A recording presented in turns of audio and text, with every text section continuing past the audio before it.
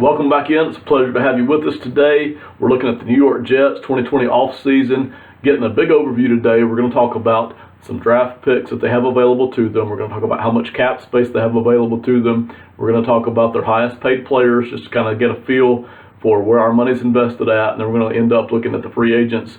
I think the significant free agents at least for the New York Jets. Every team, and I should say this at the outset, every team has probably 25 free agents every offseason. Most of those guys, you're talking about contracts of $1 million or less. It's way down on the low-end talent end of the roster, so we're just going to pick out some of those higher money-ended guys to look at today. First of all, how were you last year? 7-9. We talked about this in earlier videos. Had the season shifted just a little bit differently, you could have even been looking at a possible playoff spot. Had things shifted around just a little bit differently in a couple of different areas. 7-9, not bad once the season was done with. It was a rocky road to get there, but 7-9 for Adam Gase's first season as the New York Jets. How much cap space do you have? $53 million. This is where you want to be, okay? It is so different from the NBA, where you want to have a lot of cap space to throw at 2 or 3 prized free agents. In the NFL, you don't want to have $100 million in cap space sitting there or $80 million in cap space. It's just too much. It's probably an indication that you haven't done a good job of managing your cap as well as you ought to. Having about $50 million, $53 million in cap space is a really good place to be if you're the New York Jets. It means you've got flexibility, you've got money to spend, but you've also already got some talent tied up on the roster, and you don't have a whole lot of major guys that you're having to worry about this year. So that's what that means when you see $53 million in cap space. That's really about where you want to be, kind of that 20-25% turnover margin there in terms of money and in terms of players as well. Draft pick wise, you're in a good position. You've got all your draft picks that you would normally have each year, all 7 of those. One of those is the 11th overall pick, so you're kind of there in that top 20 of draft picks. You don't want to be there record wise. Obviously, you'd rather be in the playoffs, but if you're going to have a struggling season, you might as well have a good draft pick to go with it. So you're number 11 overall, and then you've got an extra 3rd round draft pick as well that you picked up. So the Jets actually have 8 draft picks, number 11 overall, and I think about 4 or 5 of the top 120 draft picks that they're looking at. So they're in a good spot to be able to try to meet out some more youth, get some more talent here on the team, and keep developing this, and hopefully take it from a 7-9 team. I think if they hit right, they can turn this maybe into a 10-win team next season, depending on what all they do here in the upcoming off season. Right here, these guys that have all the green numbers by them, these are the top 12, top 11 highest paid players on the New York Jets. And the reason this is important is because so often you hear a phrase thrown out from guys who maybe have played football or maybe have announced it for years, talking about teams finding the money. Just find the money for this player or that player, or just spend the money, okay? And the truth is that because there's a salary cap, every team in the NFL has just about the same amount of money to spend every year. This year, that number will be about $200 million for every single team. Some teams, like the Jets, can roll over some money from last year that they didn't use. So for instance, the Jets last year were about $13-ish million under the cap. This year they get to roll that over to this year's cap, meaning they can spend about $213 million this year. So that's a good place for them to be as well. And that $53 million already reflects that extra $12 or $13 million that they have to spend. But when you start talking about finding the money, spending the money, everybody has about the same amount of money to spend every single season. And when you start talking about finding the money, what they're actually talking about is, let's either borrow it from future seasons, which is a practice I don't particularly like, but a lot of teams do, or it means we cut somebody, okay? It means we take somebody on our team who's already making a lot of money and we cut them, okay, because we don't want them on the team anymore. For instance, Tremaine Johnson is a guy who's making a lot of money, $15 million. He's a cornerback. He's making $15 million as a cap hit for us this year. That's a lot of money to be paying the guy. And oh, by the way, he's struggling to even make the starting lineup or even see much playing time on the field. He has struggled ever since he came to the Jets. And this is another cautionary tale about free agents and why teams should always be careful with how much money they're throwing at certain players. And though you never know what a player is going to do once he gets to your team, you really have to be careful about players who show up in their third and fourth season and just seem to really peak and have this amazing career year. There's a very long list of NFL players who really seem in their third or fourth season, especially that fourth season, we call it the contract year for all different sports. In that fourth season, they really just seem to explode. They get paid, and by season 5 and 6, they're struggling again to even get on the playing field. It's a remarkable thing to watch. It happens all the time in the NFL.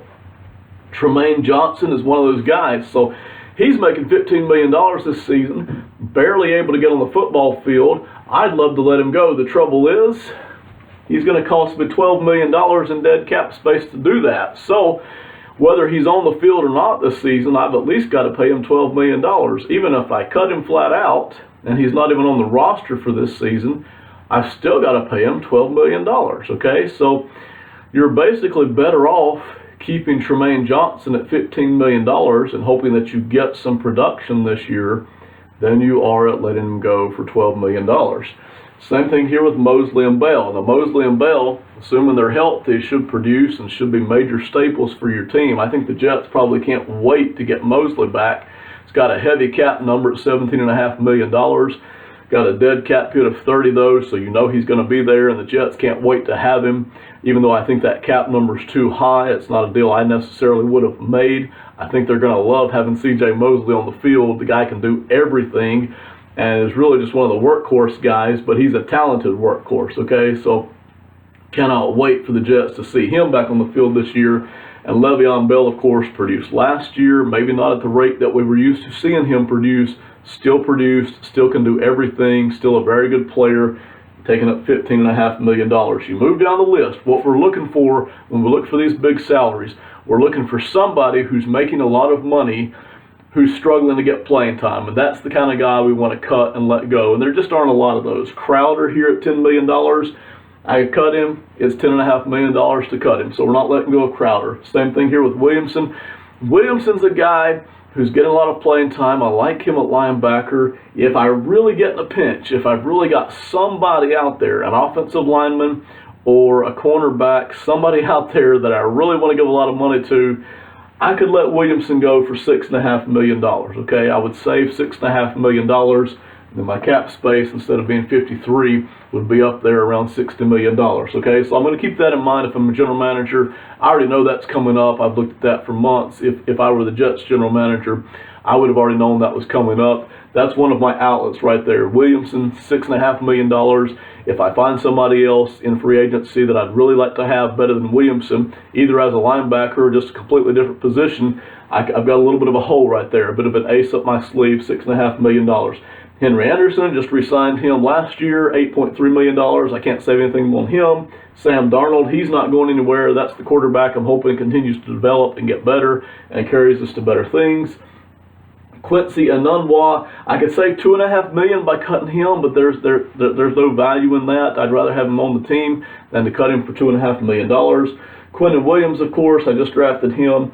Darryl Roberts, right here is a guy who's making $5.8 million. Okay, now the cornerback spot, and we covered this in the previous Jets video just a couple of weeks ago. The cornerback spot is very tricky for the New York Jets. Darryl Roberts is not a guy I want starting for me, okay? He's a guy I want buried somewhere at number 3 or 4 cornerback. Valuable backup, very valuable backup. But $5.8 million is a little bit high to pay for that. I'm going to keep him. I could cut him for no dead cap hit. I could, if I wanted that $6 million for somebody else, I could have it there, but cover guys in the NFL are hard to get, especially when I know what they're getting. And I know Darryl Roberts is never going to be a starter for me. I know that, barring injuries, he's not going to be a starter for me. But what I do value is that he can cover when I go to my nickel and dime packages, when I'm trying to zone the heck out of the Kansas City Chiefs or the whoever's, one of these offenses that are just passing all over the field. Darryl Roberts gets to be very valuable, and so I'm willing to pay a little bit extra to have a cover guy here who's been a part of the system, $5.8 million, unless I just find out I need that money somewhere else. Jamal Adams, making $7.1 million, absolute steal. Brian Winters here is another guy. I could save $7.3 million by letting him go. The offensive line was terrible last year. Brian Winters is kind of a marginal starter anyway. The problem is I've got free agents in other places all over the offensive line, guys that I know I'm not going to bring back because I'm not about to pay more money to have the same wretched offensive line I had in 2019. So Brian Winters is a guy at $7.3 million. He's a marginal starter, but I'm willing to pay that just to have some solidarity and some continuity, because I know the rest of the offensive line is like a massive tidal wave of change fixing to happen, and desperately need that change because it was among maybe the very worst offensive line in all of football last year. So I've got spots where if I start to get desperate for cap space as the offseason progresses, and I shouldn't because I have $53 million, I shouldn't get desperate. But if for some reason I do, I've got Brian Winters at $7.3 million I could save, Darrell Roberts at $5.8 million I could save, and then Avery Williamson at $6.5 million that I could save. So those are my outs if I really get to figuring out somebody else that I want. And me personally, I shy away from the top end of the free agent market. I think it's just too risky most of the time to invest that much money into a player who A, could decide I don't need to play that hard anymore, or B, could decide, not decide, but could suffer an injury that cripples him for a season or two, which, by the way, is what happened with C.J. Mosley last year, okay? So it's something you just really have to keep in mind. Free agents, as attractive as they may be and as good as they may be leading up to free agency, they bring a ton of risk, and it's risk that is just unavoidable, and you really got to watch it when you're trying to pay for these free agents to fix your team. Right here are the Jets free agents, okay? Not all of them. I mentioned at the start of the video, every team in the NFL has probably 25 or 30 free agents that they have to deal with each season. Most of them are not starters. Most of them are not even valuable backups. Most of them are way down at the lower end of the roster, and you're talking about decisions that make a difference of $700,000 or maybe $1.2 million. They're way on the lower end. Those are almost strictly football decisions because you don't have any major cap savings by swapping out one of those players for another guy who's making $700,000. So they're not on today's video. Those kind of decisions can be very important. Some of those guys, even though maybe lower talented guys, if they're contributing or they're good backups, even though the money's not heavy, very much worth having, but we just don't have room on today's video for those. Let's quickly go through what I think are the most significant free agents for the Jets. And I'm not in favor of keeping all of them, but let's start right here with cornerback. I mentioned this was complicated. Poole, Kennedy, and Mollett, all three of them had career years, markedly better seasons than they've ever had before in their NFL careers. All three of these guys stepped up dramatically in their performance this year. And whenever you see that, whenever you see a position group step up dramatically, you have to wonder, did all three of these guys get that much better during this offseason? And should I now start to pay all three of these players the kind of money that I know they can get in free agency, just so I can keep my core group together, which, by the way, the Jets had a very good defense last year, and they project to have a top 10 defense next year? Or do I credit the improvement of these three players to Greg Williams, the defensive coordinator, or to my defensive backs coach, or to one of my other guys on defense, defensive coaches? Do I give them the credit and decide that, I can replace these players with other players that my coaching staff can then coach up and develop because the scheme is so good and so friendly, and because I've so intelligently as a defensive staff put together these guys in places that's easy for them to feel? And that's an important question, because when you start talking about paying a guy like Poole $12 or $15 million a season, just like we're paying Tremaine Johnson, you start to see how much cap can just get eaten up in a heartbeat. And oh, by the way, I need to do major renovations to my offensive line, because offense was the biggest reason I didn't win games last year, not the defense. And the offensive line was the biggest reason that the offense struggled last year, okay? So I've got major things I need to do to the offensive line. even though I've got $53 million, I'd really rather most of that start heading over toward the offensive line and trying to upgrade that and trying to protect my still young quarterback and developing quarterback. Do I really want to throw a ton of money here at Poole, Kennedy, and Mollett, all three of whom stepped up and had career seasons? And my personal answer is no. When I look at Tremaine Johnson, and I look at LaMarcus Joyner, and I look at Josh Norman, I see just in the cornerback group alone, I see free agent after free agent after free agent who had 2 or 3 pretty good seasons, decent seasons, had a career year in year 4, got paid, and year 5 tails off, and in year 6 they're really struggling to even get on the field. So whenever I see that jump in performance, I'm very hesitant to give them any money. My preference would be if I'm the New York Jets. If I'm the general manager, I've watched all the film. I've really watched all the film of 2019 over and over. I've talked to my coaching staff. If I feel like Poole or Kennedy or Mollett, any of the 3 of them, if I feel like any of those 3 players is likely to repeat their performance that they had in 2019, then I'm going to sign that one guy. I'm not going to re-sign all 3 of these guys. I can't afford it, okay? I've got too many needs in too many other places. I cannot afford to re-sign all 3 of these guys. But I am willing to re-sign one of them if I feel like for sure they can repeat that performance heading into 2020 and 2021. And I don't find myself with a Tremaine Johnson Part 2 making a ton of money and largely sitting on the bench with it, okay? So we really want to avoid that, and that's where if I'm a real NFL general manager and I'm working this stuff every day and I'm watching these guys in practice and I'm watching these guys in the game and I'm talking with my coaching staff, I start to get a much better feel for which one of these 3 guys is likely to remain stable and which of these guys is likely to revert back to what they've always been for most of their career, okay? So that's really important there when you're looking at the money side of things, the salary cap side of things. Ty Montgomery, running back, not going to be a starter for me. I have Le'Veon Bell, but I can bring Ty Montgomery back for about $1 million. I like the fact that he can do just about everything. He's not as good as Le'Veon Bell, not even close. That's why his salary cap number is only $1 million. He wouldn't be a starting running back for just about any team at all in the NFL, but this guy can contribute. He can catch the ball to the backfield. He can block to a certain extent, and he can run the football, okay? So I really want to bring him back just to have a very well-rounded backfield there with running backs. Robbie Anderson, this is a guy who can be a solid starter in the NFL. Never going to be a star, but for probably about $3 million, $2 to $3 million, I can bring Robbie Anderson back. He's been in my system for years. He's quick. He's still relatively young.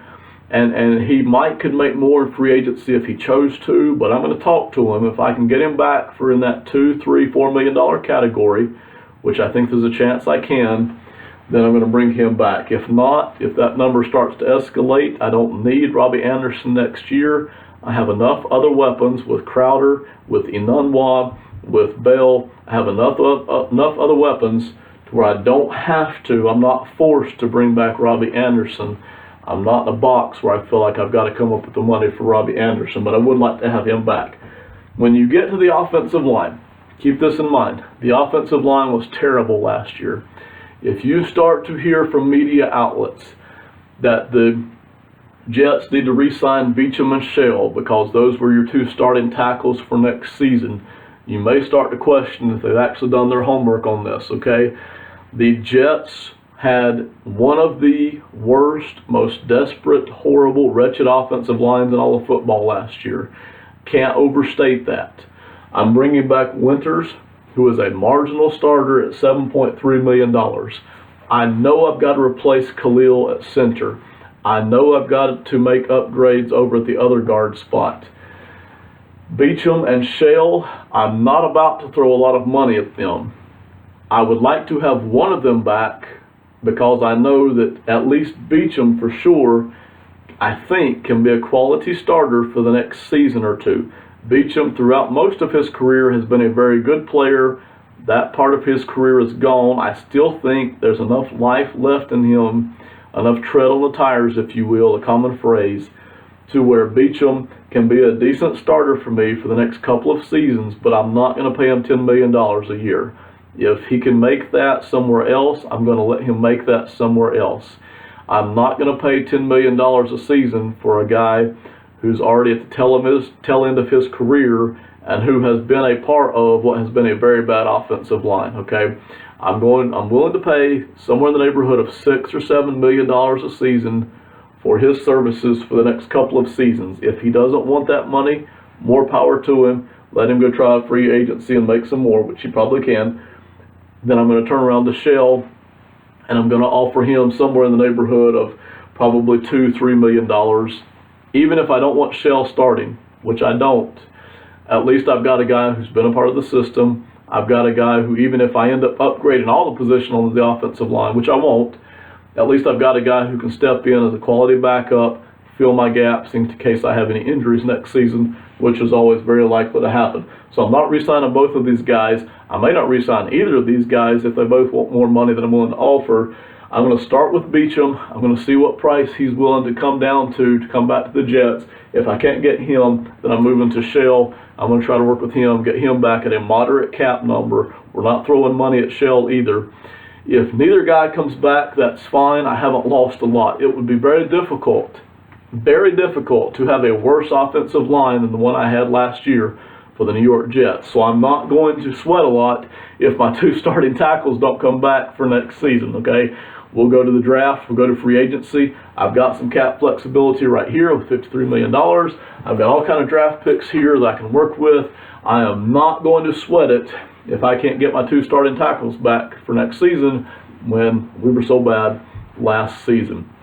Very quickly, let's talk about what we might want to do here in the overall picture. We'll do more of this in detail later. With this $53 million, I want to take a healthy amount of this and start to work on the offensive line. It is very tempting to try to fix the offensive line all in one season. That's not going to happen. What you want to do is to begin over this season and the next off season, maybe even the next off season, but at least over the next two off seasons, you want to try to get this offensive line to become better. You're not necessarily trying to get a top 5 offensive line. That's not necessary in today's NFL, but you can't be the worst. And the Jets have been the worst now for probably at least 2 years running. I haven't really looked back any farther than that as far as their performance goes.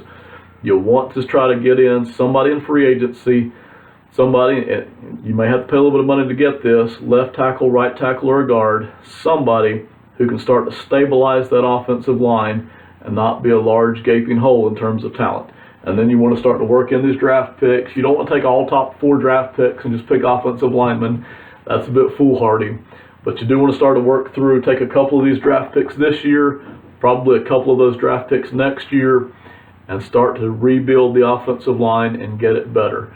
This isn't a rush job, but you do have to give a lot of attention to it this offseason. The Jets have said as much during recent weeks that they are going to address this. And of course, offensive line is the biggest need. With cornerback, I'll probably try to re-sign one of these guys, whichever me and the coaching staff feels like is the most likely to be stable and repeat that performance.